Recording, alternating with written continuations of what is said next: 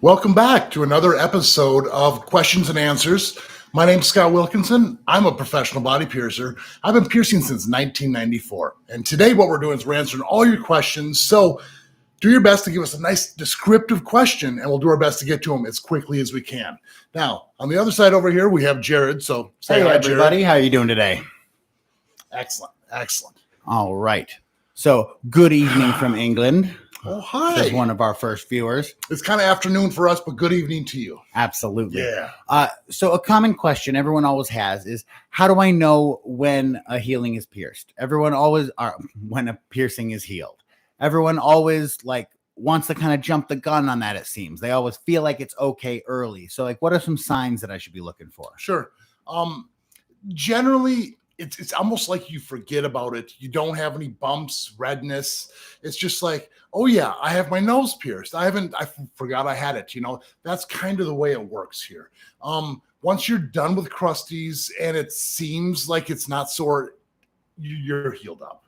Every piercing heals at a different rate. Some seem healed after almost a year, even longer than that. Some seem healed after about a month. So it depends on the piercing. And the only exception to the whole crusty thing would be like nipple piercings. Nipple piercings get crusties for way longer, sometimes a year to 2 years before they're completely gone. But typically your piercings healed up way before that. Now, I know sometimes people will come and say, I have a piercing. It's a month old. It feels great. I want to downsize now, because they feel like answering all those questions you just asked, the answer would be yes. They don't get crusties. They feel good. But you would still make them wait a little longer to downsize, right? Correct. We still tell you a minimum healing time. Like nostrils are generally 6 to 8 weeks for them to be fully healed up. And that's under optimum circumstances. If it gets bumped, you catch a towel on it, it's just going to take that much longer for things to heal up. So, but in general, they can't heal up faster than the body can naturally heal. We're trying to heal the tube of scar tissue, and sometimes it takes that a lot of time we're telling you about to get thick enough to prevent ripping and tearing and extra damage. Yeah, it may seem healed, but its time is what thickens it up and toughens it up. Okay, to be able to drag a new thing through it and not wreck it. Correct. All right. So Elizabeth wants to know how painful it was to stretch your nostrils on a scale from 1 to 10. Maybe an 11. It was probably one of the worst things I've ever done. I found someone who would actually make me in between sizes, so I was able to stretch at a normal rate. Normally earlobes, where you're stretching, you're displacing soft tissue. This is some thick cartilage that you're trying to push off to the side. Now, once I was able to get the next size in there, I had a solid 2 weeks of tender soreness where if I felt a yawn coming on, you would see fear in my eyes, because just that yawn would stretch out your nose. And it was just like 2 weeks of pain, like, oh no, here it comes. Oh no. And it hurt so bad. But sometimes it's the price you pay for beauty. It hurt a lot. Margot wants to know how long the line is for the What Should I Get Pierced? Great show, by the way. So it is a super long line right now, but we're working on ways to do it faster. Actually, today we're going to do a new episode with 6 people like the original episode was. So it should let us move through the line a little quicker and get through to everyone. But we are trying to include everyone who sends good pictures. So as long as they're usable pictures, we try to use everybody. So we're working our way through the list. Exactly. We're trying to go as quickly as possible. That's why we're trying to do these at least every week now. And we're trying to just make them a little bit quicker so we can get through as more people as possible. So yes, just keep watching, Margot. You'll be coming up, I'm sure. You see our format just keeps changing. We're trying to make it better and better as time goes on. So if you have any suggestions, let us know too, because we're always ears. Choni has a nose piercing with a 14 gauge. Is there anything wrong with that? I don't think so. No. Oh, yeah, yours is even bigger than that. So the only difference would be maybe limiting your jewelry options. Options, yeah. With the 14 gauge, you can still get threadless jewelry in there, which is still going to give you all the same threadless top options. There's nothing wrong with it. It's way bigger than normal. I don't know if you requested it or if your piercer just didn't have jewelry and that's all they had. Sometimes that happens, but generally 18 gauge is the standard size. Sometimes even 20, but I say 18 is the standard for a nostril. Kelly has a question similar to the one we had talked about earlier. I just got my navel pierced. How long should I wait before changing the jewelry in a navel? Generally 3 to 4 months minimum. The issue right now is a lot of people are wearing higher waisted pants, so there's constantly the irritation, which can prolong the healing process. Sometimes if your pants are rubbing up against it, I've seen navels take up to a year to heal. So if it seems healed, there's no redness, no irritation, and you've gotten to that point after 3 or 4 months, you're probably fine to start changing it out. Don't leave it out. They can still close up, but you're still okay to change it. And that same answer kind of applies to the next question from Jetty Media. If it's normal for a navel piercing to be sore after the first month, I mean, if your pants are rubbing on it, exactly, then yeah. That's the number one cause right now. And it's just the littlest things. Even if you sleep on it at night, it's an easy area to bump and hit. I found that some of my piercings on my arm, like the way I leaned against counters, belly buttons can kind of do that same thing if you're leaning against a certain counter and you don't even realize you're damaging it. So be aware of your day when you might be irritated if it is sore, and find a way to back off to allow it to heal. Once you're healed up, you can, it's not a big deal. Luca LeBlanc wants to know if you think that 3 vertical labrets would be an aesthetically pleasing look on someone. Is that something that people do? It depends on the anatomy. I would totally suggest that on someone, and you can do a lot of fun things with that, whether it's different bead sizes, maybe discs on top and spikes on bottoms. You can angle them differently to kind of give different feel depending on the shape of your mouth. So, but you have to have a pouty enough lip and large enough to be able to do this. Got to kind of have a spot to pierce. And the other thing is vertical lip piercings swell a lot. So if you're getting all 3 in the same sitting, it's going to look pretty crazy for the first probably week or so, because they're going to be swollen all the different angles and it's not going to look right. But once the swelling goes down and you downsize, it would be dope. Now, you mentioned earlier that a nipple, for example, will continue to get crusties for a super long time. Yes. How long, Terry Maximum Effort wants to know, could we expect crusties on like an eyebrow or an ear cartilage? What's a normal expectation there? Maybe 6 months, maybe up to a year for something like that. It depends on which ear cartilage we're talking about. Like when I had my Doth piercing, I dealt with like 4 to 6 months of crusties on and off, but they got less and less and less as time went on. As far as like a helix piercing, something on the outer rim of your ear, if you're sleeping on it, it could be all the way up to a year before you're closer to that healed rate. But sometimes they take a while. Cartilage doesn't get a lot of blood flow, so it's just a slower healing process. Amber Rose says, hi, Scott and Jared. Hi. Every piercing I get rejects, even if I take really great care of it. Is it possible to be allergic to stainless steel or surgical stainless steel? 100%. Now, first thing I need to say is we need to define the term rejection. Some people misuse this, and I'm not saying you are, but rejection means that the skin will, like an eyebrow piercing, will push out until the barbell pretty much falls out. The skin gets less and less and less until the body rejects it out. If you just got an infection and irritation and it got red, that doesn't necessarily mean rejection, but it could mean, like you were saying, a metal allergy. So if you've had this kind of problem in the past, change to the titanium. It's not that much more money. It's way lighter, and I found huge results in the way my piercings healed up compared to the surgical stainless steel. Now, it also depends on what piercings you're getting. If you're getting all surface piercings, eyebrows, things that are more likely to reject, yes. But if you have a good solid piercing like an earlobe or a cartilage, those aren't going to reject the same way. So because there's just no way they're going to work their way out, but they could get an infection or a bump that caused them to be too uncomfortable to keep. Correct. Yeah. Okay. But like I said, a lot of people misuse the term rejection. So you got to figure out, did it push it out or did it get infected or irritated? But either problem could be caused by steel. So 100%. You do recommend trying out some titanium. I used to always be like, if it works for you, go with the steel. But if you have the option to go titanium, just do it. It's just better. It's just better. It's so much lighter and they heal better. I've found huge improvements in the way piercings heal with titanium as opposed to steel. Huge improvements. So Connor Clark has a question. Sure. You always instruct everyone to clean their piercings with the wound wash spray. Yes. How long should we continue cleaning something like a cartilage piercing with that saline solution, even though it seems like it's clean now? It's healed. We're not really getting crusties. Do we have to keep spraying it every day? Okay.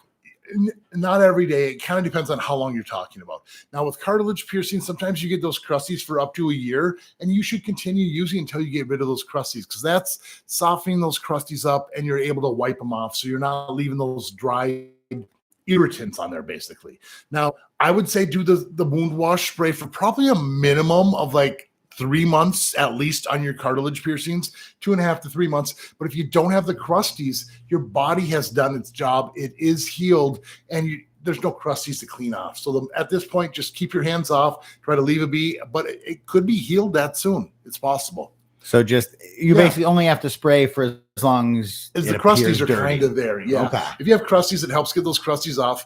But keep in mind that your body should be somewhat healed after 6 months. Even water sometimes will get those crusties off. So like after 6 months, maybe back off. Maybe you're the person who's irritated by cleaning it too much, which is an issue sometimes. Peachy says, hey, Scott, I'm turning 18 soon, and I'm planning to get a septum piercing, which we know is something you recommend. It's a nice first piercing. But Peach likes swimming. Mm-hmm. So how long do we have to stay out of the water? You've mentioned Tegaderm patches, but that doesn't make sense for a Labret. Wrap it around your face. You got to be able to breathe. So generally, I tell people about a month. If your piercing seems healed and feels good after a month for a septum, you're pretty much healed and you should be okay. But if you still have a lot of crusties and it hurts when it moves back and forth, you're not, and you'll need to stay out longer. But tell people for a septum piercing to be fully healed, generally you're good after a month. Generally. Luca asks, what's the best way to stretch your ears? What's a quick overview of that process done the right way? Natural time. While you're in the shower, if it's been a minimum month, maybe month and a half, your ear piercings that you're wearing in there should be loose enough to where you can take those out and slide the new ones in. Sometimes they're going to be a little tight, but it should never hurt. But you only go one size at a time, like from a 2 gauge to a 4 gauge, or I believe, I'm not sure millimeter wise, is that a millimeter jump each time or something? It changes. It's not a consistent shift. So that's what I would say is the natural and the safest way. If it doesn't go, wait a little bit longer. It'll eventually go. Now, there are some people who naturally have way tighter skin and it doesn't naturally stretch. If you can't get to the 14 or the 12 or a 10 gauge after several months, like 3-4 months, maybe you might want to see a piercer. We can use a taper to help you get there, but still, you don't want to hurt yourself. That's the best way to go about it. Tapers can work, but a lot of people, if you own your own tapers and you're stretching with that tool, a lot of people rip and tear their piercings because like, oh, I can take it, and you just go nice and quick. Damage is done, and then it's tough to kind of fix that kind of thing. So gentle, slow, and easy. Ariane Alves Almeida says, hi, guys. Love your videos. Thank you. Hi. Is it okay to use heart-shaped jewelry in a new Doth piercing? All right. It's technically, yes. Most of the time, those heart-shaped Doth piercings are going to be made out of niobium, which is a totally safe metal. I wouldn't suggest maybe a steel one, but the issue I have is people want the small hearts. And when you do that heart, that little curved part here is the part that has to be fed through your piercing. And if that thing is super tight and you have like a 1/4-inch ring, it's not going to go in smooth. So therefore, I generally tell people heal it up first with a normal captive bead ring, a circular barbell. And then once it's healed and the swelling's gone down, it's a lot easier to slide that heart in and it feels more comfortable. Yes, you can do it. I personally don't have hearts the size that I feel comfortable sliding them in, but it generally hurts more to get it in. I'll tell you that for sure. Just because you're going around that tight curve of the top of the heart. Way smaller curve. A natural hoop has a nice smooth curve, but with that heart, you have that hard curve. You're trying to get through a fresh piercing. And that has to go through. It hurts. You're pinching and you're forcing it through. Now, Ann Bess, hopefully she heard your answer to Luca about stretching hairs, but she finds that no matter how slow she goes, there's a lot of bleeding. If you're experiencing bleeding, you're probably doing something wrong, correct? Yeah. First of all, stretch with single flare plugs. Don't stretch with double flare. The double flare, that's basically like a saddle. Once you have a saddle plug, the flare part is almost 2 sizes up. So make sure it's a single flare because you could be ripping your ear trying to get that, 2 gauge or whatever. Show them a picture. What do you mean single flare, Good double call. flare? Thanks, Jared. All right. So a single flare plug is going to be like almost like a top hat. So you're going to have like the square part where it's like this. Okay. And then you would wear like an O-ring or some sort of rubber band right there. A double flare plug is going to be like this. So now the surface from here to here is the same from here to here, but the surface from here to here much wider. Is definitely wider than this spot. So a lot of people do a lot of damage with this style trying to put that in. That's for a healed piercing only. The single flares are what you want to stretch with, or just the solid tubes with a rubber band on both sides. All right. Excellent answer. Yes. And time, 6 to 8 weeks minimum between each stretch. And do your stretch in the shower. And yeah, you shouldn't have bleeding. You should be taking your time going I don't know slow. what else would cause bleeding if the jewelry is too tight. Maybe if you have a little fatter lobes, wider lobes, you might need a longer piece of jewelry. Maybe you might want to get some glass if that's the case. I've had that for a lot of piercings where it's like if you have wider lobes and you put plugs and they're pinching, it's trying to stretch and it's swelling and there's no room for it. So maybe a different style of jewelry. A few different factors to change. I don't know. Take it easy on yours though. Winky Dogs says, after I wipe the crusties off my navel piercing, they come right back like an hour later. Is that normal to experience after 8 months? After 8 months? Yes. No, that's okay. You probably have clothes rubbing up against it, or you're doing something to keep it irritated. It should have been healed by now if that's the case. Or possibly jewelry, like bad Could jewelry. be the jewelry. Could If be you've got the same jewelry, maybe change. If you have steel in there, maybe change the titanium. It could be a slight allergy. okay. You know, because that's going to like try to keep the open wound. constant. Your body's fighting it Yeah. constantly. That'd be my guess. Maybe it's the type of metal you have in there, changing titanium. And make sure it's the right size bar. Sometimes if you have way too long of a bar in there and it's moving back and forth too much, that's causing irritation. That's not allowing it to heal too. So Tristan Dowd says, love the channel and all the great information you guys put out. thank you very much. Question. Are there any major drawbacks to starting lobes out at like a 6 or a 4 gauge as opposed to starting small and then stretching? Because I don't know if you've seen our videos. There's one like with Jose doing that same thing, starting from no piercing, going big immediately. Going right to a 0 gauge. What are the drawbacks? The drawbacks is that you're going to have a much larger scar on your ear if you don't want to have the piercings anymore. It'll probably still close up on you, but when we do a larger piercing, you're making a crescent incision. A bigger piercing is a bigger cut, basically.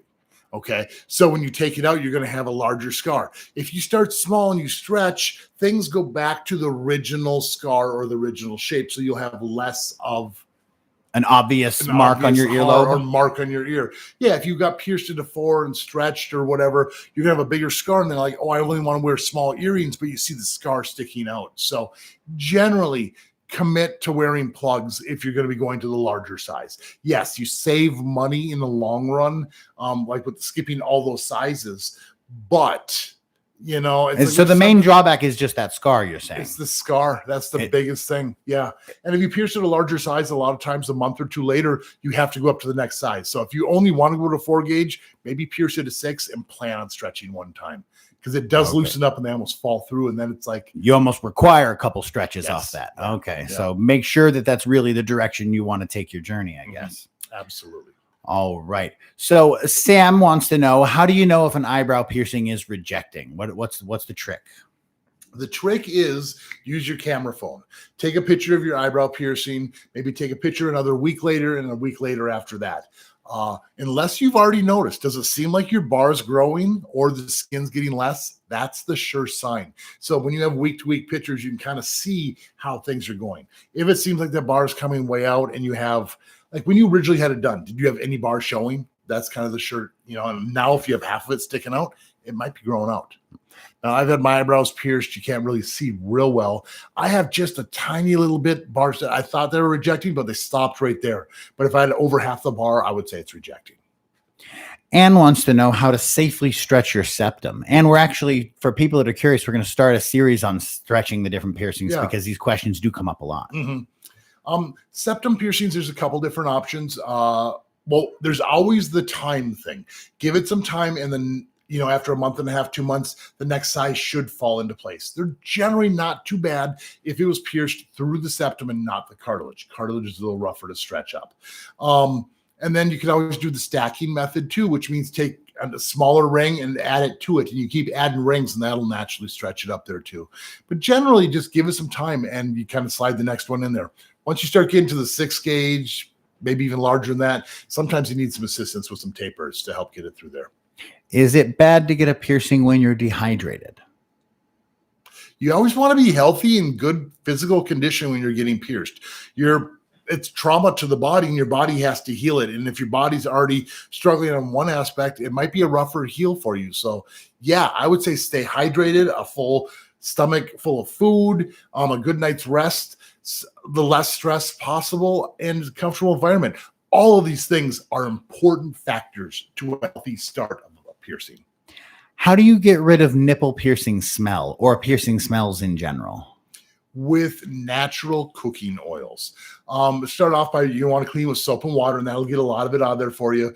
But if you were able to take your jewelry out, if it's healed up enough, take it like an olive oil. That's what I liked. Otherwise, a peanut oil or a vegetable oil, and you just rub that in there. Sometimes dead skin cells, oils, things like that are absorbing into the metal a little bit, or kind of masking basically.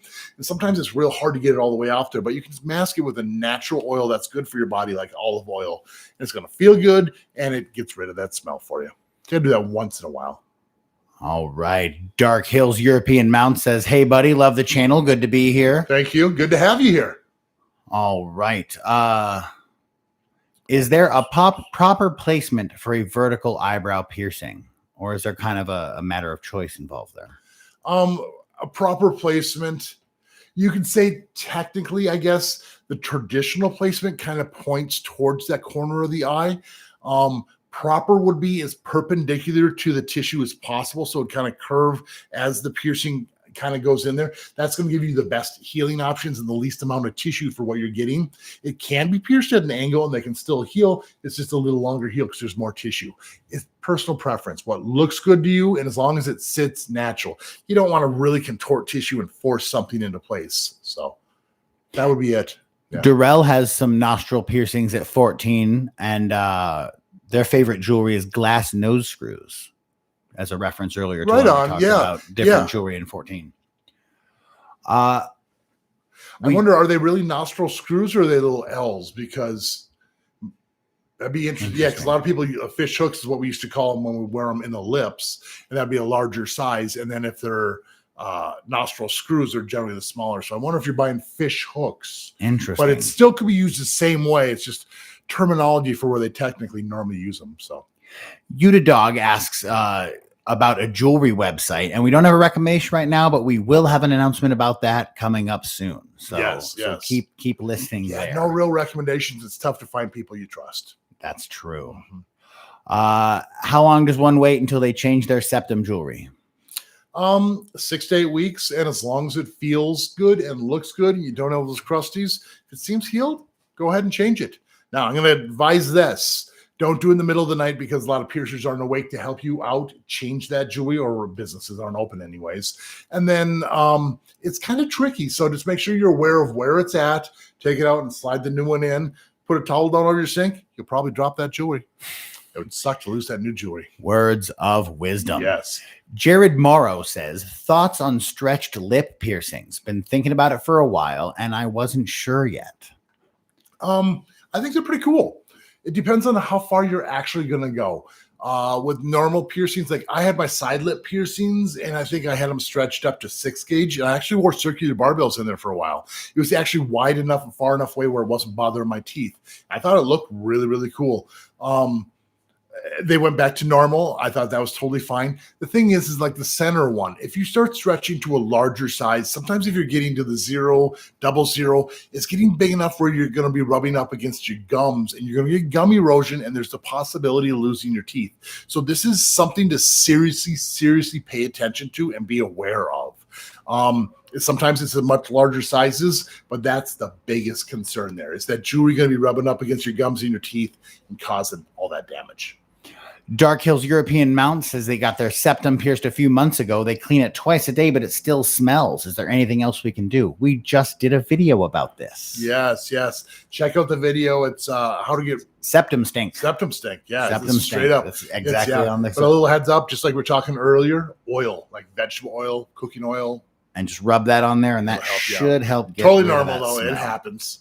You're not alone. Diana Rose wants to know if changing the ball on a Doth CBR will cause damage. It's 4 months old, and it seems like to change that ball, you would be torquing it around a little bit. It is. If your piercing seems healed enough, you don't have crusties, and it can move, you're probably okay. But as soon as you start doing damage, you might want to go seek a piercer to help you out. if you're just changing the bead on there, it shouldn't be too bad. Just don't let those crusties get pulled in and don't hurt yourself. It's not easy. It's tricky. So our next question from Diane is planning to get 2 orbitals in their flat area, which is probably a pretty cool look. That sounds awesome. Yeah. Are we planning on the usual 6 to 12 months that you forecasted for a single orbital, or is the fact that there's 4 piercings in the same area going to maybe cause it to be a little longer? Especially if they're close together, I would say expect a minimum of 12 months. Minimum of 12 months. I mean, it's just, they're going to be swollen because like the orbital puts pressure and that one swells and this one swells and there's no place for it to go. And then you're doing another one next to it. That's a whole lot of swelling and some irritation. So pushing on each other. Keep that swelling down. Cold soaks, anti-inflammatories. And yeah, good luck to you. I'd love to see it. Send us a picture. And Diane loves the channel, by the way. Heart. Thank you. All right. Thank you. All right. Clara, help. I got a conch and a rook piercing a month and a half ago. I started getting irritation bumps on both of them. I clean them once a day with saline water. What am I doing wrong? How do I make the bump go away? Okay. Hopefully you have studs in there, not rings. Rings are rough and they do cause that bump way more often than not. So hopefully you have the right size curved barbell and like some sort of a straight stud inside your conch.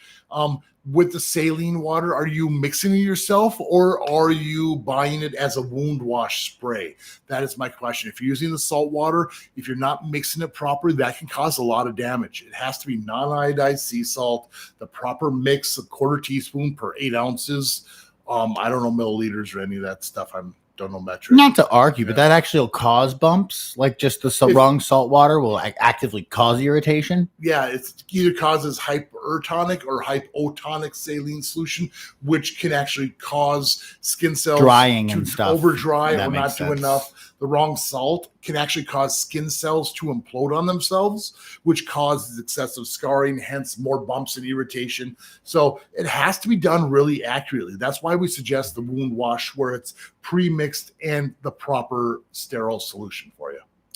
Sad Schema had a vertical labret, which left a scar. Would it look okay to re-pierce it in the same spot? Is that scar going to do anything? Say that again. So we had a vertical labret and it left a scar. Would it still look okay if we pierced it again? It would look better if you got rid of the scar tissue. How do we do that? Madonna and scar tissue remover. You can buy it at most pharmacies. You just kind of rub it in there. Sometimes it's going to take a good 6 months, but if you pierce through that, you're just putting scar tissue on top of scar tissue, and you're going to see it. So the more you smooth it out and the longer you wait, the better off you're going to be. That Madonna stuff does work. It really breaks down the scar tissue, softens it up, also gets rid of any discoloration, especially if there's discoloration there. So yeah, the more you get rid of it, the better off you can be. You can still do it, but there's better ways to go about it. Sevda loves our shirts and hopes that we are doing well. Thank you. I hope you're doing well too. I also hope you are doing well, Sevda. Best. Excellent. Whiffist. Hi, Scott. I've got a goal of 6 gauge conches and wanted to get pierced at a 10. How difficult is the conch stretch? Medium. It's some thick cartilage. It takes a little bit. The nice thing is there's a lot of glass jewelry you can stretch with, which is in between sizes, which helps exponentially. So get those conch pins a little bit larger and the in between sizes, and it shouldn't be too bad. It's a stretch. You're going to feel it, but you shouldn't have too many complications. And starting at the 10 definitely does help. It's going to be a little bit more of a painful piercing, but totally worth it. Because you talk about large gauge conches is a pretty intense piercing. Mm-hmm. Tristan just got a septum and a nostril 2 weeks ago. They're healing well so far. Sweet. Is it okay to go get big gauge lobes done now, or should we kind of wait until the nose heals a little bit first? You got them how long ago? 2 weeks. I'd give it a couple more weeks. Generally, both those piercings are healed up within a month if taken care of properly, but large gauge lobe piercings is going to take its toll on your immune system. We're just going to try to heal that up, and that could slow things down. And it's weird. Sometimes I've had piercings almost stop healing and you almost need to, redo things. So if you pulled all that away from there, it might focus all the energy on your larger wound. So let it heal up for a couple more weeks. Just a couple more, and it'll probably make a big difference for you. That'd be my recommendation. Technically, you could totally get them done, but it's a possibility. Demesis says hi to both of us and loves the channel. Thanks for all the information. It's my pleasure. Thanks for watching. Okay. So said schema got snake bites and says they got keloids. Probably just means irritation bumps. Yep. Took out the piercings and the bumps stayed. They didn't disappear, and now they're inside their skin. Okay. There again, we should get sponsored by Madonna. Go get that scar tissue remover, rub that in there. It's going to break it down. It'll flatten it out, soften up all that tissue. This stuff really does work. All right. Rub it on the outside. I don't think it's made for inside mucous membrane. So just put it on the outside of your lip or whatever to kind of massage it that way. Now, Kayla loves you and your channel, and we know that you've said 3 months minimum for changing a nostril L to a ring or a hoop. But what if we just want to change it to a different nostril L? Can we do that after 2 months? Yeah. If you're healed up enough, it's totally fine. The thing is when you're trying to put the ring in there, you're going from a straight to a curve. Going from an L to another L isn't going to be as irritating as it's contorting the tissue and changing kind of the shape. Now, the longer you have your piercing, that fistula, that tube is going to kind of loosen a little tiny bit. That's why things move around a little bit more. And that's what you're trying to do is just loosen up the piercing to where it can support the ring. So changing it to L, as long as you're healed up, you're totally fine. All right. Good so question. there you go, Thank you. Kayla. That answers that for you. A hi from Germany from Michelle and hi from France from Caroline. Hi. Thanks for watching, guys. The whole world is so cool. Sven says, hi, I had an appointment 1 week ago for a horizontal eyebrow piercing in the way that it looks angry. He said he'll take a curved barbell instead of a flat surface. Should I pierce it or not? Okay. This is basically a horizontal eyebrow piercing, and the piercer wants to use a curved barbell. Yeah. Do you agree with that, or should he hold out and not do it? I would never do a curved barbell on an eyebrow. Back in the day, before surface bars and the thinner sizes, I would take curved barbells and I was able to manipulate the bar and make it flat on the bottom with a small uplift. And I had a much better, higher rate of healing on those. And things got way better once we just started using the surface bars. I have seen people heal with a curved barbell, but your chance of success is far, far lower. So I would personally find someone who would use that surface bar. You have a much better chance. Hold out. Yeah. LR says, hey, Scott, getting my nape pierced tomorrow. Wish me luck. Awesome. Good luck to you. You got this. It's a super awesome piercing. I got some gold discs. I need to get mine redone too. I used to have mine for years. I love that piercing. All right. Julia wants to know if you have any suggestions before getting dahlias done. And we have done a video on dahlias if you want to watch that. But real quick, what do you need to know? Again, hydrated, a nice big meal before you go in. It's going to swell and it's going to be a little awkward. So you're going to want to stay away from hot, spicy foods. So if you're into the spicy foods and things like that, get it out of your system because you want to give it maybe a week or two before you go back to those. Minimum. Caroline from France wants to know how many times a rook piercing is staying inflated. So what she means is how long will it stay swollen for? Generally, the whole healing process. Sometimes they don't go back to 100% to normal and they'll stay slightly thicker because you built up that scar tissue in there. But I've seen them like 4 to 6 months before, sometimes even longer if they're being irritated and you're sleeping on them and so forth. But generally 4 to 6 months for these things to be fully swollen. 4 to 6 months, and then it'll come back down comes smaller. Back a little bit. Sometimes people scar a little bit more. You might be fully healed and it still might be bigger than the other, but generally you can tell when it's gone down. A Bandy wants to know what your thoughts are on vertical industrials, like bars going from the upper Rook Conch area down to the lower Conch behind the Anti-Tragus. I think they're awesome, and I would love to see more of them. Now, the thing about these is you have to have the right anatomy. You have to have a piercer who can see those angles and get those angles right because they're a lot further apart. Now, you might have seen pictures where the earlobe, where it goes from the top all the way down to the earlobe. I don't like that because that kind of contorts the earlobe a little bit. I generally do like this upper helix down into the conch. I've also done it before where it's upper helix to Rook to Doth to conch with a curved bar. I mean, there's a lot of cool options you can do, but I love them. I love them. Sandra wants to know how long until piercings stop producing crusties generally. Cartilage could be 4 months to a year. Lobes are generally a month to month and a half. Navels, nipples up to 2 years. Navels maybe up to a year, but 4 to 6 months seems to be average. So it kind of depends on the healing time. It depends on where it is on the body and what's irritating. You know, if you're constantly bumping it, you can have crusties longer. LR wants to know if you ever see bad piercing info on YouTube and have to restrain yourself from saying anything. Yeah. Yeah. It's actually why you started this channel, is because of seeing so much bad info. There's so much wrong information. And I always feel bad because people have good intent and they think they're giving out the right information. But you have to do your homework. You have to research things. You have to go through anatomy books. You have to figure things out. And I've been piercing since 1994, and I go to as many seminars and classes and educate myself as much as possible. So I feel like I'm on top of everything. And that's why I feel confident giving my information. Some people are just really big enthusiasts and put that information out there, and it's fun, you know, but it's like, if you don't do it, it's like giving medical advice without being a doctor or something, you know. It's right. It can't be the best advice. You can't give piercing advice without being a piercer. Yeah. So makes a lot of sense. Kelly B says, how do you recommend using emu oil? Like, how to apply it, number of times per day? Is it safe to use it on still healing piercings versus healed ones? Yes. So what's on the pamphlet that I get my emu oil from, it does say made for healing piercings, and some people will use it for healing. I've never tried it, nor have I talked to people who have healed it with that. Generally, I like the more natural route, which is just keeping the crusties out there with a natural saline solution. But the way I use it is I generally wash my hands real well so you have clean hands, put a small drop on my finger, and I just use that to apply it. Sometimes people will put it into like a Q-tip, but you have all the cotton fibers which can stick to your jewelry. Plus that Q-tip is a sponge. It just absorbs it and you're wasting it. So put a small drop on a clean finger and you'll be able to rub it in your piercing. Let it sit on there. I don't even necessarily wipe it off unless there's excessive amounts around that area.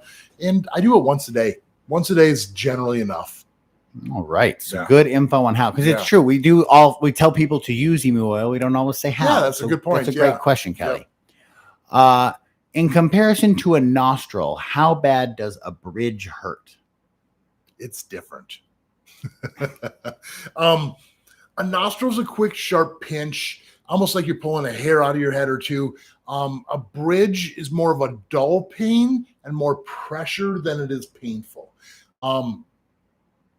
Generally, I don't worry about going fast on bridge piercings. They're still really quick, but the most important thing is make sure those dots are lined up, because I've had mine done so many times, and every single person I've done a bridge on is like, wow, that really didn't hurt. They kind of freak out for a second because it's your bridge and it's between your eyes. And you're like, what's going on? But it's not that painful. It's not that painful at all. Tim makes a correct observation. I've come to realize that the pain isn't in the piercing, it's in the healing. I agree. That's the painful part, is that long healing process, the tedious little aftercare you have to do. It's only a couple minutes to clean your piercing, but you got to do it every day. And you got to be aware of it when you're sleeping on it. You got to be aware, not hitting it on things. But once you're healed up, it was worth it. Totally worth it. But you're right. That's the painful part, the healing. Heike wants to know if you think a Labret would be nice for a first piercing. Heike is 17 and thinks it looks really cool. Then yes, if that's what you want, that's what you should get. It's a great piercing. Just keep in mind, you're going to have a little bit of a scar. As long as you're okay with a little dot under your lip. That's true. It's not that big of a deal. You wouldn't be the only person with that little dot under your lip. No, I got a little dot on my lip. Yeah.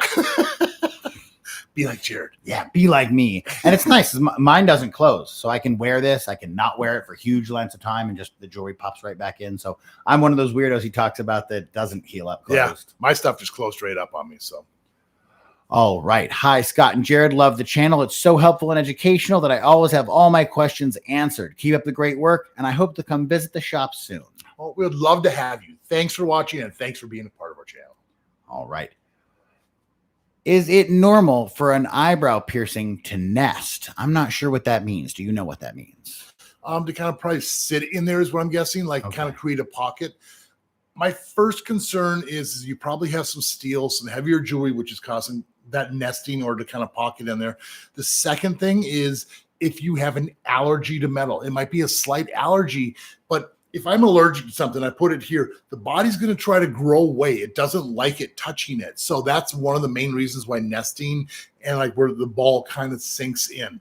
Hopefully your barbell's just not too short. If the barbell's too short, the beads are going to get sucked in. But those would be my 3 concerns. The length of the barbell, if you have an allergy and your body's growing away from it, or if the jewelry's just too heavy. My right ear is bleeding a bit after 2 weeks. Is it normal? What did you do? So you think some kind of damage must have been caused? No, what piercing is it? Was it a large gauge piercing? Was it a cartilage piercing? Normally cartilage doesn't bleed because it's not very vascular. But it can. I don't know. Not quite enough information to give you a specific answer, unfortunately. I'm not sure. Normally it's not. Something's going on. Maybe you have crusties, the jewelry's too tight, cheaper jewelry. That's what we talk about. Allergies. That's why you clean it, right? It's because the actual crusties hook on and they'll cut you. They'll cause that bleeding. That's normally the irritant is the crusties moving back and forth. Do you have a ring in there? If the ring's constantly moving, yeah, that's probably why it's, I don't know. Got to be specific on these questions. Hopefully that helped you. So Kelly has a question on transitioning from a stud to a hoop in a conch piercing. Sure. Are clickers versus seam rings easier to transition with? Does it matter which jewelry we select? No, it really doesn't. The thing is a clicker is, let's go to the drawing board here, Jared. Okay. So a clicker is where you have a ring and then there's like a small hinge here and a piece that comes out. And this part moves back and forth. It's like a professional drawing right there. It's really good. You should make kids' books. So yeah, this little hinge keeps your jewelry in shape. A normal ring, a seam ring, is almost all the way closed. Move that like that. And what you do is you're going to twist the ring. Okay, come back to me for a second, Jared. You're going to twist the ring to the side like this, and then you got to twist it back. Now, over many, many twists, it should stay mostly straight, but it might start warping, and you might start getting some weird shaping on your jewelry. So if you plan on taking this in and out, the clicker is much better. If you're buying a really fancy, ornate, beautiful piece, and you want to put it in there forever, go with one of those seam rings. But the other thing to keep in mind is if the seam ring has that gap and you didn't get it closed all the way, that will cause irritation. So it has to be closed perfect too. Gray says, why is saline so damn expensive? And is it okay to just make your own? I don't know why it's so expensive. It's not fair. I mean, it's just saline, but these companies have to go through the product of making sure it's sterile, marketing. I'm sure they have to be insurance. It's just like business. There's overhead costs and things like that. You're right. It's salt water. It's sterile, non-iodized salt water, basically is all it is. But can you make it yourself? Technically, yes. If you got sterile water would be the best. It's not that easy to get. So sometimes you want to get distilled or even filtered water. Quarter teaspoon of non-iodized, finely grained salt is what you're going to want to use to 8 ounces of water. It has to be measured perfect. Too much salt is going to cause problems. You can get close. The reason the wound wash is better is because it's sterile. It's hard for you to make a sterile solution because you don't have the tools. I don't even have the tools to make proper sterile water here. So that's the best reason why. You can make it. It's not as good. But in a pinch, if you can't get it because of where you are, just be very careful with the measurement. Yes. And you can end up with something acceptable. Don't mix a huge vat of it. You have to mix it individual each time. And you have to be, All right.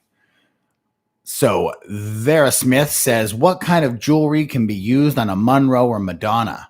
Just the push-in ones or horseshoes or like what are our jewelry options? The jewelry area we're talking about, the Monroe or Madonna, it's going to be on the upper lip. Also, if you got both of them, it'd be like angel bites.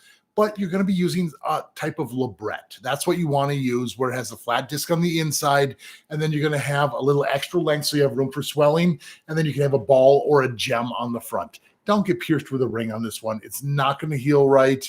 If you want to change to a ring in the future, you can totally do that, but let your piercer know. You don't want to go too high up because that ring would have to be enormous. You want it lower on the lip so you have a nice tight ring so it wouldn't hang down or do any damage.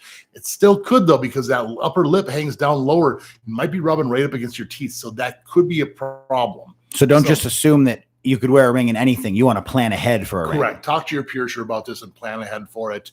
I have put them in and they're cool. I was kind of surprised. I had my doubts, but they can look cool with the ring. Yeah. Lisa R wants to know what your opinion is on the sternum piercing. Okay. How painful is it? How long does the process take? Rejection rates? Should she get it done? Sure. I don't do a lot of these anymore, but they're really cool piercings. They're done with a surface bar, which is basically like the flat bottom with the little uplifts, and then you're gonna have little discs on the top and bottom. Now, the thing about a sternum piercing is it's just the skin. We're not going through any bone or anything through there.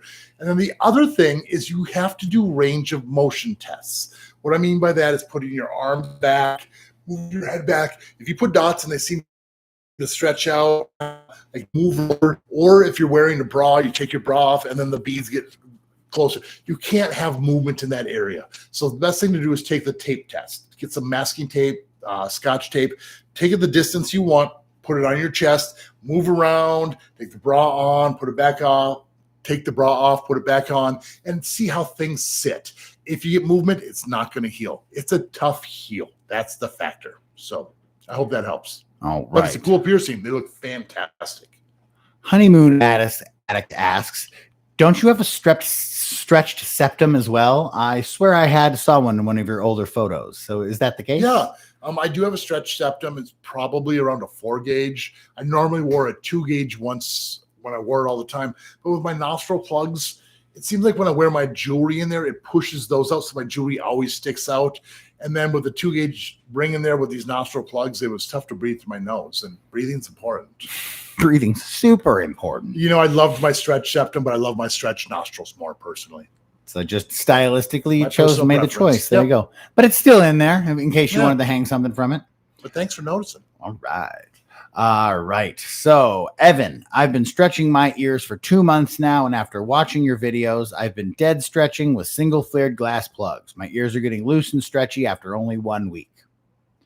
I've been stretching every week with absolutely no pain or redness or soreness, just dead stretching. It just slides right in. Is that okay? Is it okay for things to be going this fast? It's possible, yes. Don't really push it. Even if you put them in there a little tight, give it a little bit longer. You need those skin cells to regenerate so it doesn't get too thin. You might be stretching fast, but that tissue has to stretch with it and has to regenerate, and it does take time for that tissue to regenerate. So you may not be doing damage, may not think you're doing damage, but you could be. Some people stretch naturally really, really fast. I've met those people where they've gone up way fast and their ears were fine. You might be okay, but be careful. It's definitely something you have to be careful with. Generally, people stay with each size. Just be patient. Yeah. All right. Mizzy May, you guys are awesome. I had my helix done 5 months ago. It looks like there's a darker layer of skin growing under the piercing on each side. It doesn't hurt too bad. No crusties. Could this be a keloid? A darker layer of skin. Yes. I'm guessing it's just like a little hypertrophic like scarring, a discoloration like a at the bottom. Bump type thing. Sometimes if you sleep on it, it's twisting, and that could be causing that little scar tissue on there. If your bar's a little too long, maybe you want to downsize to a shorter bar, and that could stop any of the irritation or whatever's causing that discoloration. The discolorations, sometimes it happens, but it should go down with time. I'm not 100% sure why it would be doing that, but normally downsize will get rid of that problem if you need to downsize. Honeymoon addicts found in their opinion that stretching the septum was even easier than the ears. They don't know about everyone else, but they just found that it worked that way. Mine was that way too. Like when I originally had mine done, it's like I wore the circular barbells, and once you have some weight on there, it naturally they just kind of kept falling into place. And I never really used tapers until I got to like the 4 or the 2 gauge. Emma's got a problem right now. OMG, I can't get my nipple piercing back in. I took it out yesterday to clean it, and then I got tired, so I left it out, and now it won't go back in. Is all lost? Is it possible a piercer could save it with a taper? Yes, where are we you at? need to go see a piercer right away. Don't cause any more irritation. If you caused it to bleed, it might have already closed. That's the thing, is like right now it's like your piercing is healed and then it started shrinking up. And if you're trying to force it and you cause the bleeding, things will just close together. So if you get into a piercer today right away, it's probably going to hurt a little bit, but at least you won't deal with all of the aftercare. So just get it stretched back open. It might be tender for a day or two, and then you'll be back to normal. So that's something some people don't know, is a piercer has tools that they might be able to save that piercing. Absolutely. Absolutely. You start real thin and go up to the same thickness, and it allows us to slide the jewelry in. us piercers have the right tools for the job. Right. That's why you go to a pro, right? Good luck to you. I hope you don't lose them. All right, Emma. So good luck there. And worst case scenario, you can just heal it up and get it re-pierced again after it's completely healed. So, yeah, that's worst case scenario. You might have to get pierced again. All right. Miles got an industrial about a month ago. And because I get bullied, someone threw a basketball at my head and it touched my ear. Will this affect the healing process? It isn't looking too bad right now. Well, I'd be curious when this happened, because sometimes you get hit in the ear and it takes a day or two for everything to really start getting really inflamed and irritated. So I would say take ibuprofen, Aleve, Advil, some sort of anti-inflammatory, and try to ice it right away. What's that? One of those medicines, not all of those medicines. Yes, one of those. I thought I said or. I meant to say or. But anyways, yes, thanks, Jared. No problem. Get the swelling down, keep that irritation down, and pretend like it is swollen, and that'll probably help quite a bit. Even cold pack, something like that, if it does start to swell up on you. If it starts getting really bad really fast, if it doesn't seem to start getting better after a week or so, you might want to take it out if that's the case, because sometimes they get so swollen so bad you can't reverse it. So, but it might be okay. So if it's not giving you any trouble, things might be okay. That's only if it gets that super puffy and like super crazy. So keep the swelling down and hopefully you're good. Sydney wants to know, is there any piercings that you find annoying to do?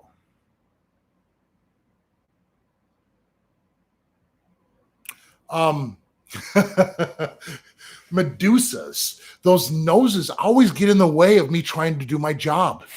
The noses in the noses way. Is always like a lip piercing you can normally do it, but like I'm doing, you try to lift it up and immediately it goes right to the nose, and it's, I wish you could take the nose off and do it. It's you asked, it's a silly answer, but it's good. If I can get around it. It's not, I love doing Medusas and Philtrums, but it's a tight spot. The nose, it just gets in the way. There's your answer, Sydney. I bet you didn't expect that. What a fun question. All right. Cameron Allen wants to know, does a snug piercing ever fully heal? Mine is taking ages and it flares up really easily.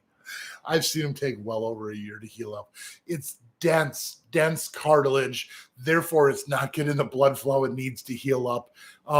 Sometimes if you leave the long bar in too long, that can cause it to cause irritation. So maybe shorten it up.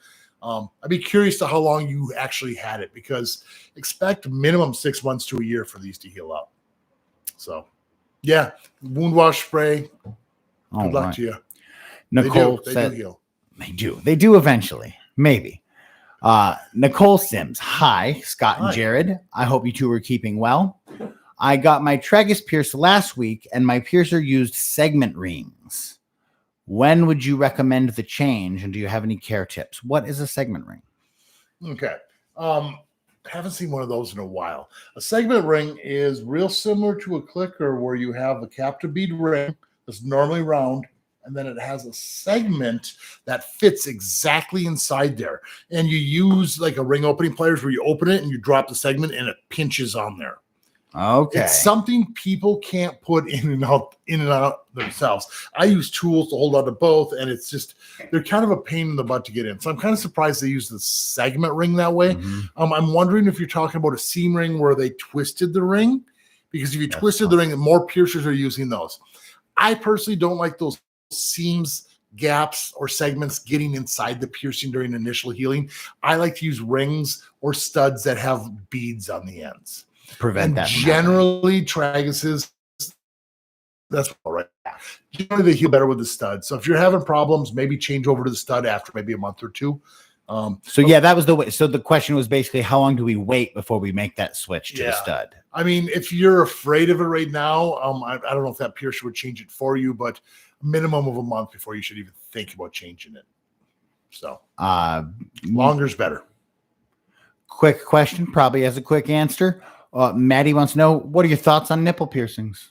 Fantastic. I have mine. I'll probably have mine forever. Anyone who's of age, I feel, should have them. Recommended, plain and simple. Yes. Again, similar. This individual asked this question earlier about your right ear being bleeding a bit after 2 weeks. Yes. It's just not a question we can answer unless we know like what part of your ear and what what. Yeah, there's many there's parts. There's but a little more going cartilage, on. Earlobe, industrial. How big was it pierced? Yeah, But we did say no. Bleeding after 2 weeks probably is not normal. No. It's being irritated in some way, and if you remove that irritation, it'll probably stop bleeding. Yeah, which means if you took the piercing out, it would stop the bleeding. But is it because the jewelry's too big or too small, or are you sleeping? There's so many factors. I'm not sure what piercing we're talking about. All right. So Joel has a very specific question. Yes. Joel's face dermals are rejecting. No. Any recommendations other than saline spray and removing the top? Like, we probably want to bail, Take right? it out. Yeah. Once they start, there's no real fixing them.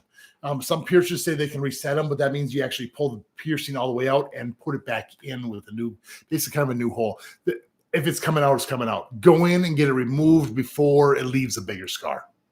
All right, because you don't want to let things reject completely out. Correct. It's a terrible scar. If it's sitting at that angle and it's coming out, it's done. Just bail on it. And sorry about the bad news, but that's the truth. All right. Foggy, does a vertical lip usually leave a bad scar? I want one, but I'm worried it'll leave a bad mark if I ever change my mind. Generally, no, it doesn't leave too much of a scar. You might see a small dot. You'd see more of a dot on the bottom side of your lip. Earlier, we had someone call in asking about getting re-pierced because they did actually have some scarring on there. And I suggested getting rid of it with the scar tissue remover, but generally it's not too much. You'll see a little bit. I mean, any piercing is going to leave a little bit of a scar.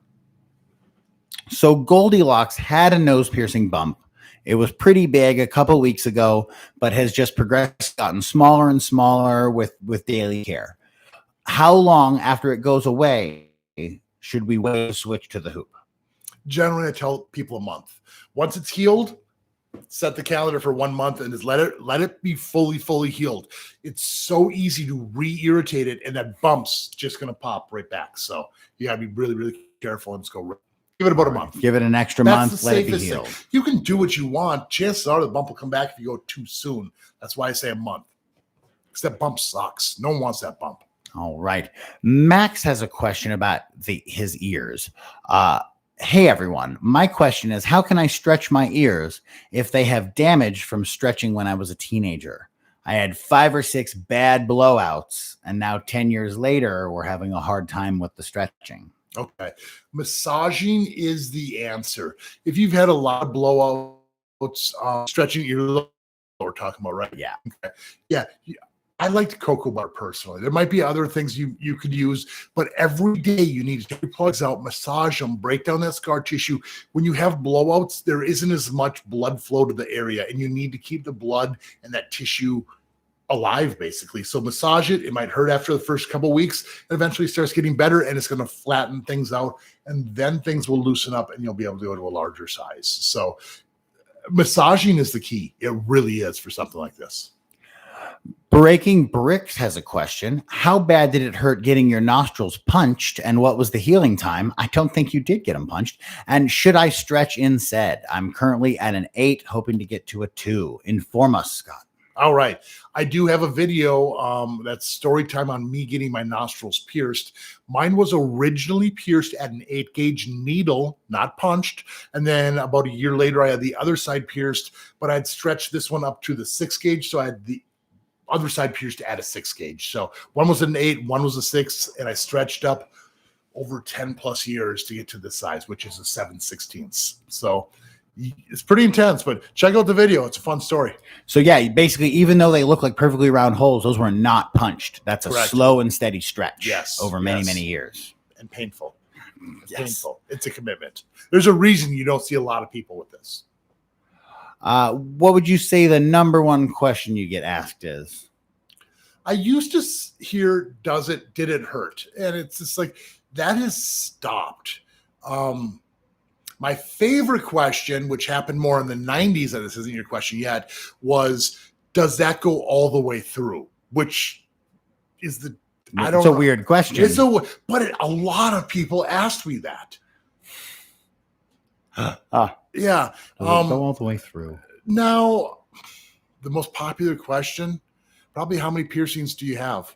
And it's, I don't even know. Is it 20-ish is what I normally stay around 20-ish. That's what you wear. But I've had hundreds, but yeah. Lots Good of questions. Yeah. All right. But yeah, I love that question. Does that go all the way through? And I always tell them, no, just halfway, and it's held in the rest by magnets. And people would have this like, what? And then you just walk away with a smile on my face. Andrea Gomez says, hello, I love your channel. I want to get my eyebrow pierced, but I'm a cyclist. Is there something I could use to prevent my helmet from hitting my piercing?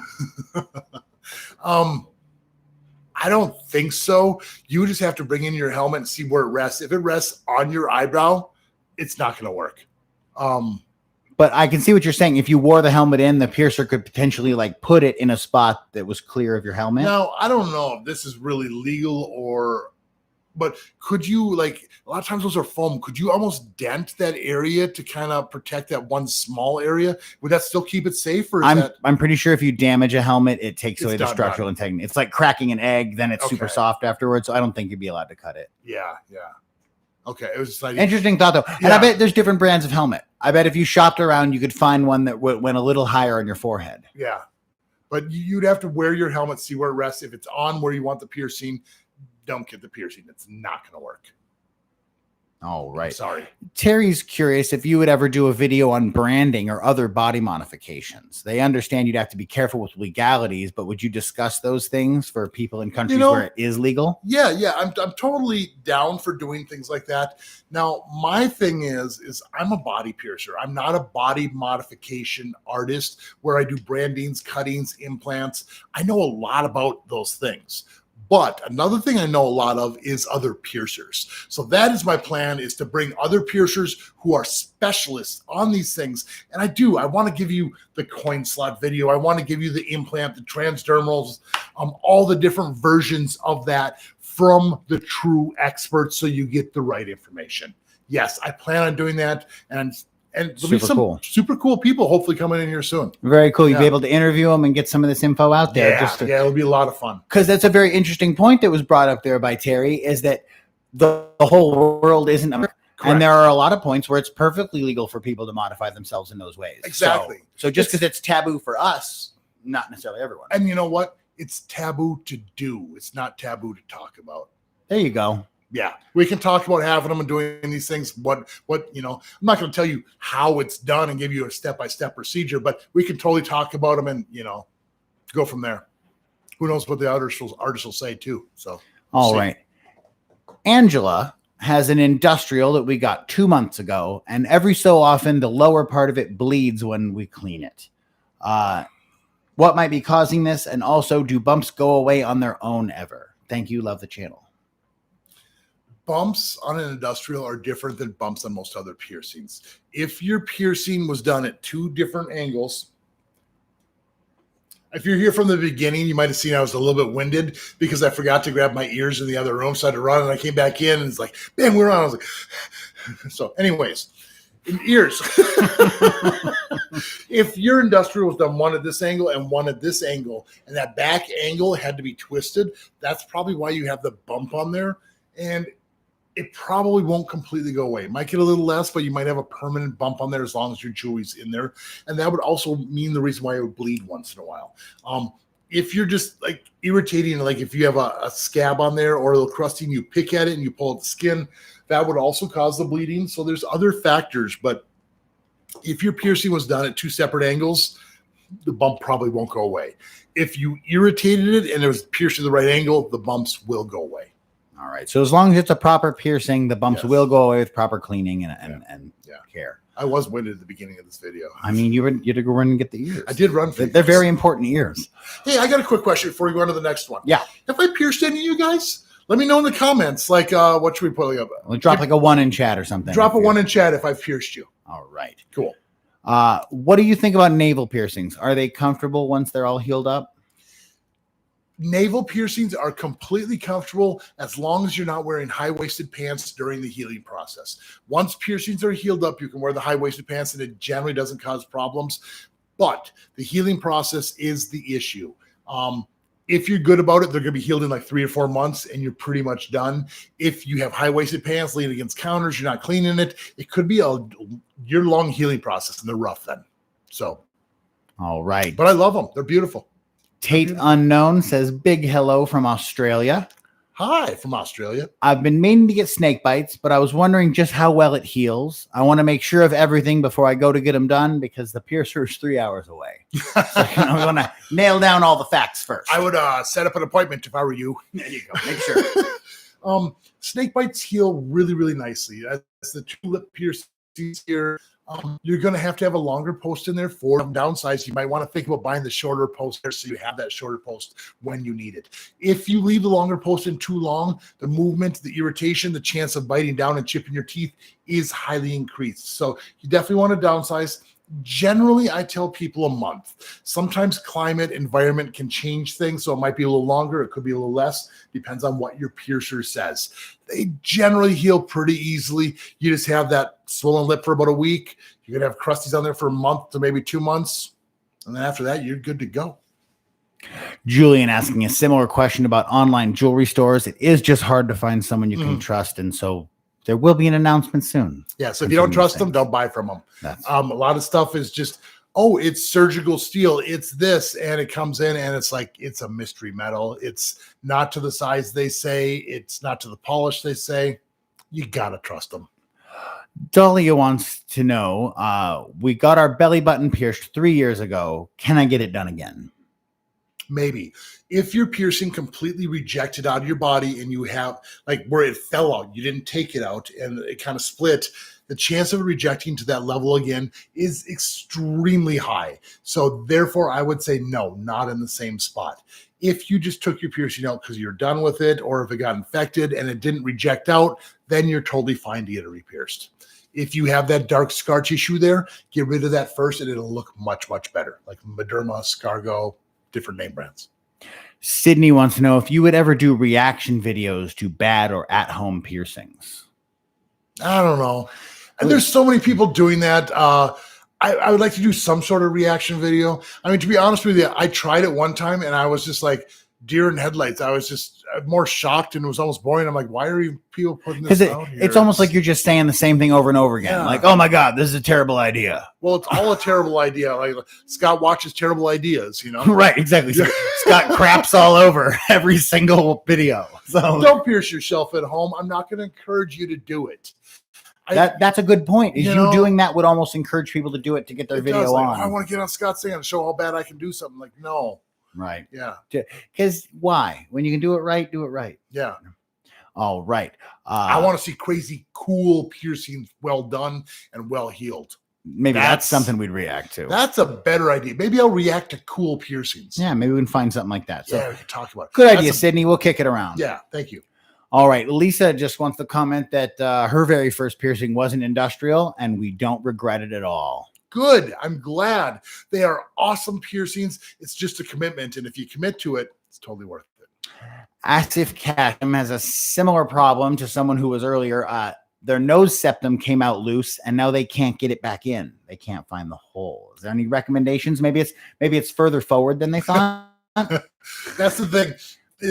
It's generally not where you think it is. Most people think it's more in the middle of their nose. Go more towards the front. Sometimes you can almost stick your fingers in there and you might be able to feel, wash your hands first and after. But stick your fingers in there and you might be able to feel that bump of where the piercing goes, and then you can kind of get it.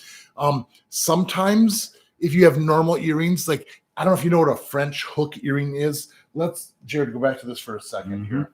A French hook earring is like if you, whoa, that was crazy. Let's move that back up. A French hook earring is like, there we go. We have the earring there and it kind of comes up and then there's like a little loop like that.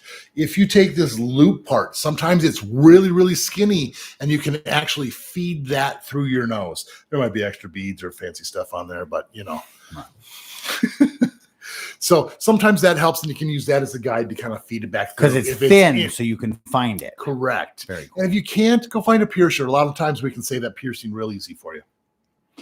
Crow had the problem with their bridge having a hard time healing due to their glasses always hitting them. For sure. So they took it out, and now we have high hopes because we're getting contacts, so we can heal that up probably. It makes such a difference to get rid of the source of the problem. You're going to be able to have that cool piercing. You'll be able to see it better. The only thing I would say, just like I've been saying it all get rid of the scar tissue, massage it, get rid of that dark tissue, and make sure that piercing looks good so you have a good chance to heal it up. So E9 Wolfie has a tongue piercing, so we know how bad that hurts. Mm-hmm. The question is if we went and got a vertical labret, how does that compare to a tongue? It's more pinchy.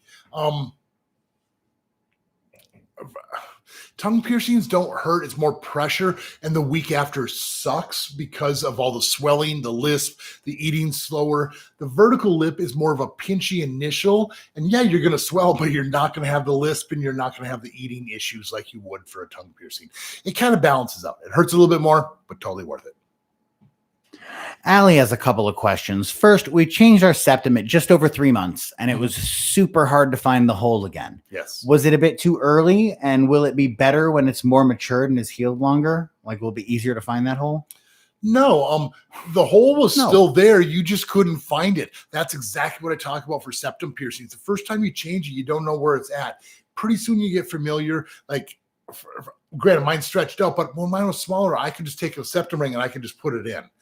Once you know where it's at. But it's like if the hole's up here and I'm never going to find it. You need to figure out how to do it. And once you figure it out, you'll have that aha moment, like, and then it won't be a problem.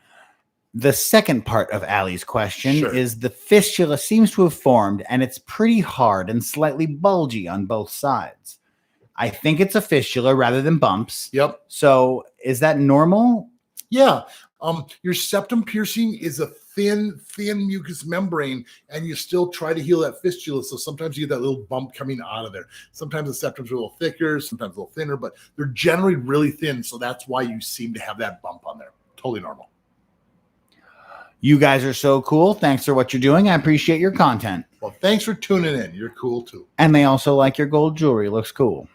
Thanks you. I love my gold jewelry too. Thank you. Not thanks you. Well, you can thanks them too. Yeah. Okay. Kate asks, I got double vertical labret piercings 3 weeks ago with a 10 millimeter curved barbell. Sweet.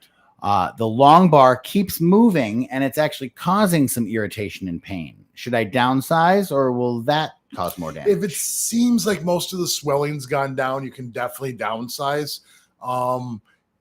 Keep in mind, if you downsize too early and it reswells, they're going to get sucked in a little bit and you might have to go to the longer bars. But if the longer bars are causing problems, you need to get rid of that problem. So keep the crusties off for the time being and try to short it up a little bit. Paige has some 4-month-old triple lobes that are irritated. Mm-hmm. General care instructions to try to reduce that irritation? The area where the fourth or thirds are sometimes is an in-between area between lobe and the cartilage, like that helix area. And sometimes you nick a little bit of both in there. And I don't know why they're so difficult. They seem like they should be a quick, simple heal. But if you nick that cartilage, it could be several months for these to be healed up. May not seem like it, but it is a common thing for that area to take a little longer to heal. Having a bad mustache, James. Just wants to go right up my nose. Uh-oh. You ever have those, Jared? No.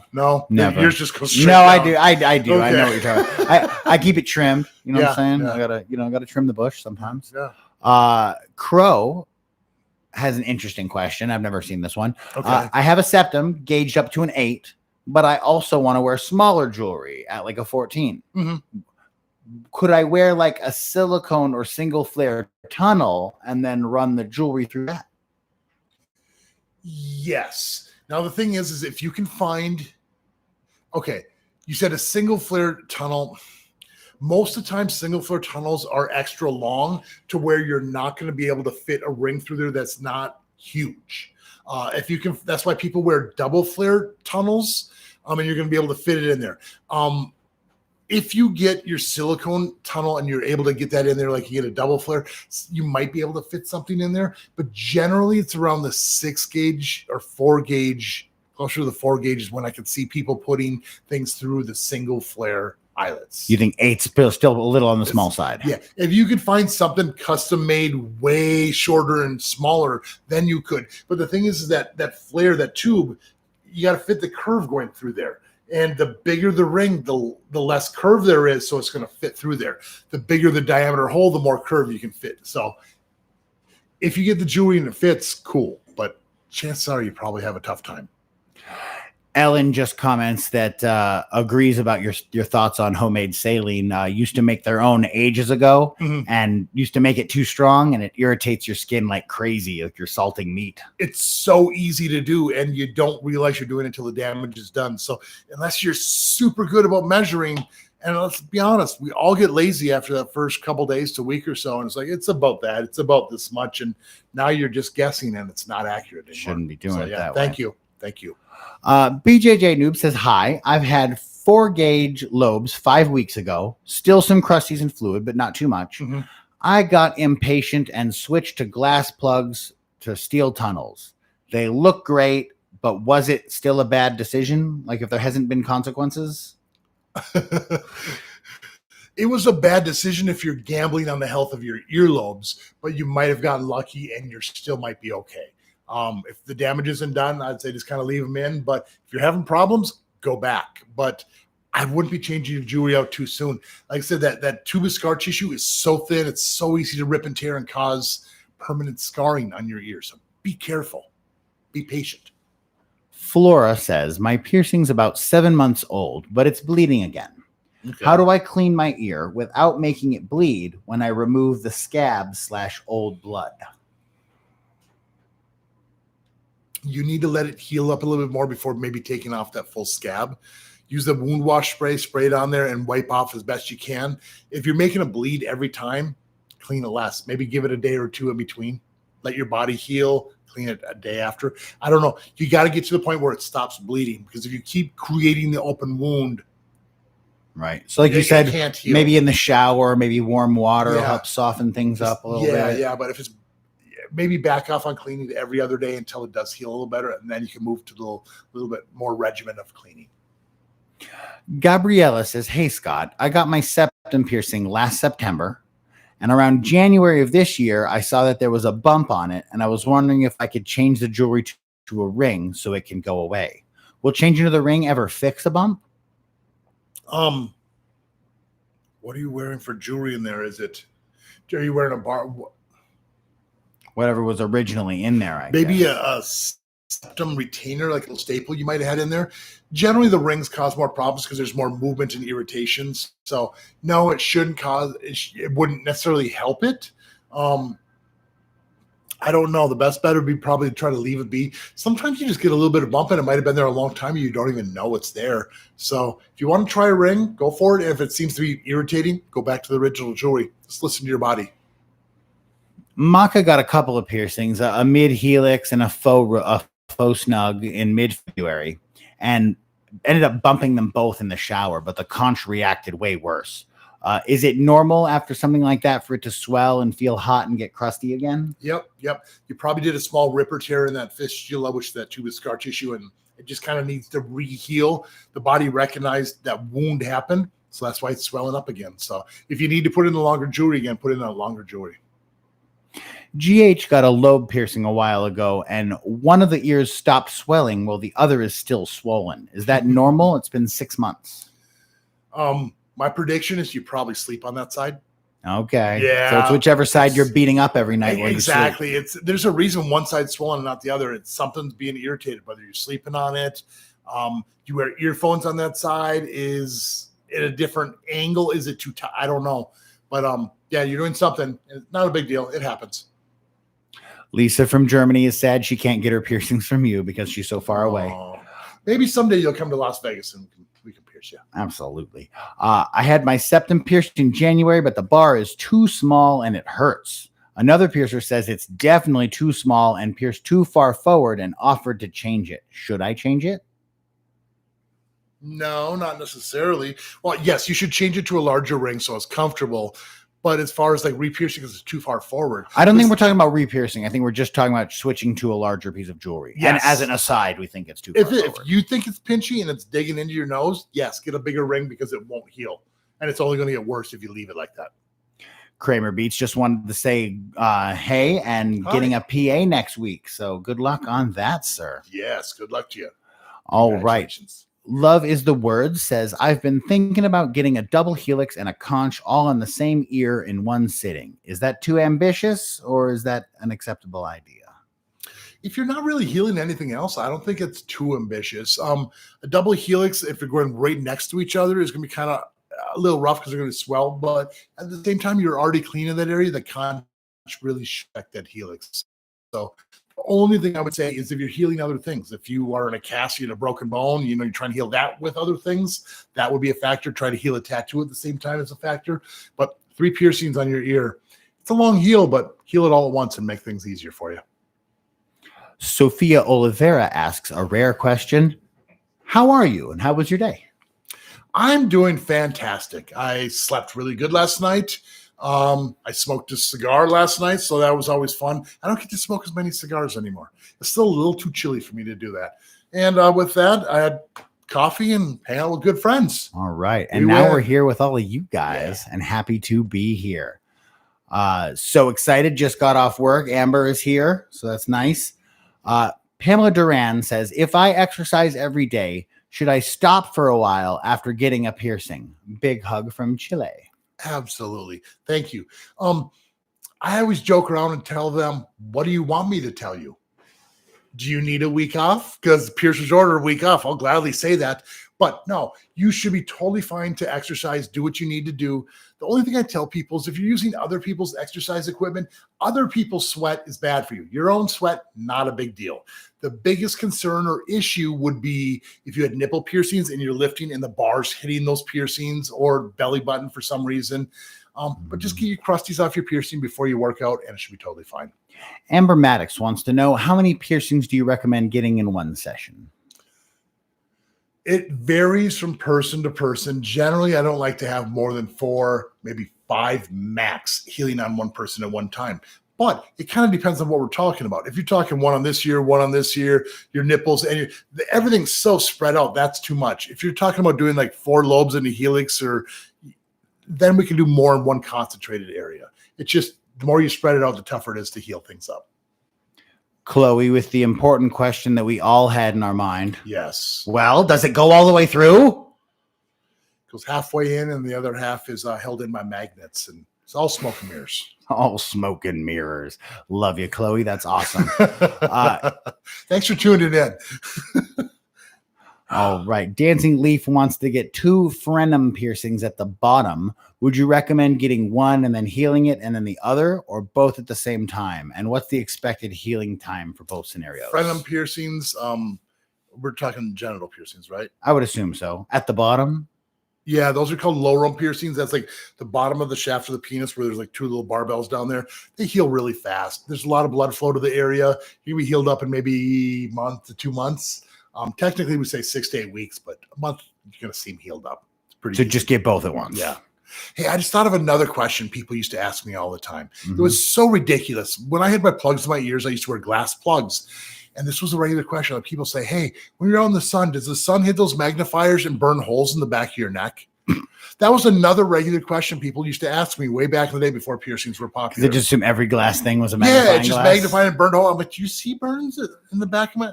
Yeah, so funny. Jennifer wants to know if you've had any of your clients state that a tragus piercing helps them with weight loss. No.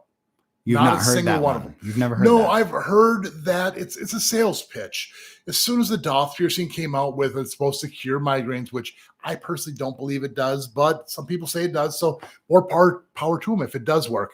But about a month or 2 after that claim came out, there was a whole list of this piercing cures anxiety, this piercing helps smoking loss, or quitting smoking. This one helps with weight loss. This one helps with, and there's a whole list of them.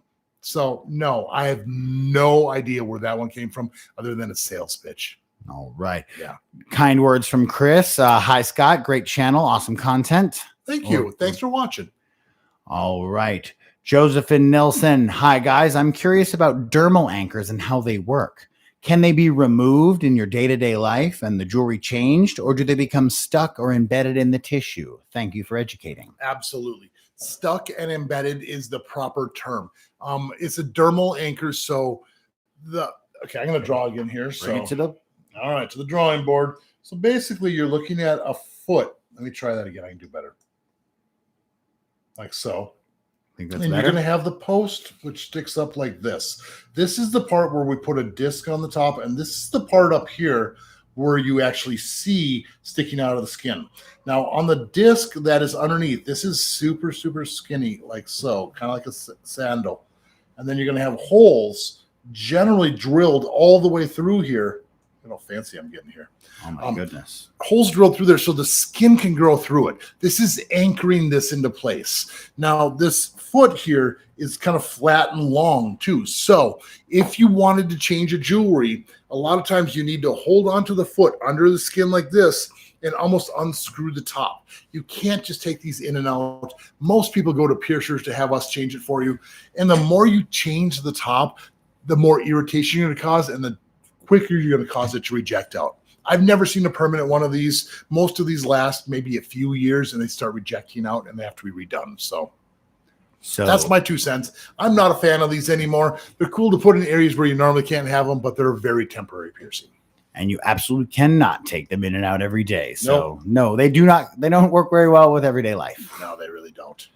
All right. Good question. Thanks so much for sharing your knowledge. Do you recommend taking vitamins to heal, to hasten the healing process? Yes. Multivitamins can really help. Vitamin C helps with the healing process. I know zinc supplements. I read in a book, I don't remember where I read it, but it's 60 milligrams for women and 120. Don't quote me on that. I think that's about what it is for zinc supplements. And that's going to help super boost your immune system. And that helps speed up healing process. But in general, the healthier you are, the faster you're going to heal. So if you're eating fast food all the time, yeah, you might want to take some vitamins and, that'll help speed up your healing process. We got some 1s and some 2s in chat. Gabriella says Excellent. You've pierced me 3 times. Sweet.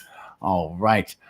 Amber says, I've had an industrial on both sides for about a month now, and I've recently noticed that on my left side, it's a little bit closer to the edge. Should I be worried or take it out? If you have any original pictures, look to see if it's rejecting out. The other thing is, like when you have the industrial, sometimes if you're able to take your camera phone and get in there, if you can see a white trail of scar tissue, that's the sign of a piercing migrating where it could be rejecting out. It could have been just pierced a little bit more shallow on that side. And the other thing to keep in mind, granted, I can't see your ears, but no ears are symmetrical. So it might be thinner in that spot and they might have had to go a little thinner there just to make things work, So everyone's anatomy is different. Just look for the scar tissue and keep your eye on it. Take a picture week to week to make sure it's not rejecting out too. Gabriella wants to know what your thoughts are on conch piercings. I've been wanting one for a while, and are masks going to get in the way of the healing process? Masks are terrible for these conch piercings. They generally rub right up against it, but there's solutions. And yeah, I'm a huge fan of conch piercings. One of my favorite piercings. I just don't wear it anymore. I'm not sure why, but I'll get some jewelry in there one of these days. Why not? Oh, because it gets in the way of my Doth jewelry. That's the reason why I don't wear it right now. See, there's a reason. There's a reason. Otherwise, I'd be wearing it. But mask extenders. If you have to wear a mask, there's like bands that go across the back of your neck like that, and that will snap on so you don't have the mask behind your ear. Sometimes people wear hats, and you put little buttons on the top, and you can actually. I do have a video. You can kind of look into it. It's called Masks and Piercings. It's a pretty old video now, but it kind of has a bunch of alternatives and more pictures on some solutions for you for that piercing. It does cause problems. All right. So we are coming up towards the end. So I'm just going to pick a few more questions. I apologize to everybody who we do not get to your question. We'll get to you next. We're going every other week now. Yes. So not next week, but the week after, we'll be here to answer all of your questions again. Jessica wants to know what you think about cheek piercings. Mine were done 2 months ago, and so far, so good. Excellent. Congratulations on them. I think they're beautiful piercings. I personally don't perform them. I don't know if you've seen my cheek piercing video, but I go into detail on the reason why I don't, because there's salivary glands. Things can migrate and change in the future. So maybe watch the video, and that would be the reason why I don't. But are they cute? Heck yeah, they're cute. I'd even consider getting them, but I just don't want to do damage to other people, and that's the reason why I don't perform them. But they're awesome. And then also, just so you know, like those cheek piercings, they're going to be in tennis for a while, so be careful not to downsize too soon. Let that stay on there. Yes. Okay. What are your thoughts on the reverse eyebrow, the one that's under the eye? How well does it heal, and what complications often happen? I really want one, but I'm struggling to find any good information on it. Yeah, the look on my face right now is because I've never really done a reverse eyebrow. Oh, anti-eyebrow Is down that here? what we're calling it? Yeah, we're talking about a horizontal below the eye. So we're just referring. Okay, this is an anti-eyebrow. Anywhere in this area is called the anti-eyebrow because the eyebrow's on top. I thought you were talking about like on the eyelid, like a low surface piercing here. I was like, it'd be kind of thin. I wouldn't be a big fan of it. This skin is really, really thin too. I'll give you a heads up right now. There's a super good chance you're going to get a black eye from this piercing. There's a lot of capillaries, and when we do the piercing, you're going to hit them, and that blood spreads, giving you the black eye. So keep that in mind. The chance of rejection on this is pretty high because that skin is so soft, and it's easy for it to reject. You got to keep in mind, like when you squint your eyes like this, there can be like those little lines and like wrinkle lines. You don't want the jewelry to be in that area, and you don't want it to be able to move around. Watch the anti-eyebrow video and you'll see what I'm talking about. If you can heal these up, they are sweet. They look super cool, but heal it with a surface bar. All right. And last question for today. Just me had a forward helix pierced 7 months ago.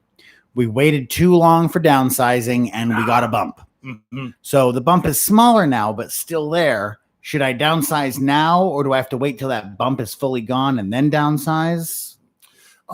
If you don't mind paying for an extra downsize, maybe medium downsize now, and then if that bump goes away and you need to downsize again, you might need to go a smidgen shorter because that bump isn't going to allow you to go to the full downsize. But the reason you got that bump is probably because the bar's too long. So it is kind of that's the balance there. Probably, the bar is causing the problem, probably, but yeah, because the problem's there, you can't go all the way down. Downsize, and a lot of forward helixes, they can be that little bit extra long. You just kind of push it back and you can't even tell. So it might be totally fine. So just want to say this. Thanks everyone for tuning in today. If you haven't subscribed, make sure to hit the subscribe button. Really, go hit it. Make sure you hit the like. Tell all your friends about me. And of course, keep putting holes through your body. See you on the next video.